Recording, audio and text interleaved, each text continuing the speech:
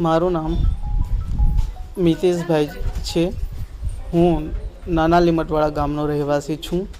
મારા બાળકને આંગણવાડી ખાતે RBSK ટીમ દ્વારા આરોગ્ય તપાસ દરમિયાન માલુમ પડેલ કે મારું બાળક જય સાંભળવામાં તકલીફ છે.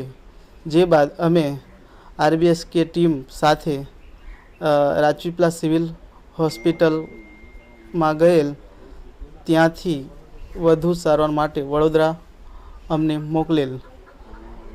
ત્યાં અમને તપાસ દરમિયાન ખબર પડી કે બાળક સાંભળી શકતું નથી અને એને ઓપરેશન કરવું પડશે.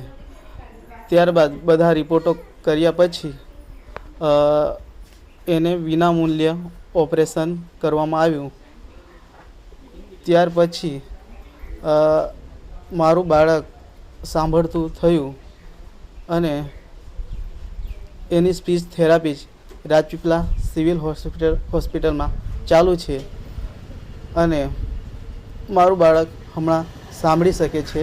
એ બદલ અમે બહુ ખુશ છીએ. તે બદલ અમે RBSK ટીમ, નર્મદા જિલ્લા વહીવટી વિભાગ અને ગુજરાત સરકારના ખૂબ ખૂબ આભારી છીએ.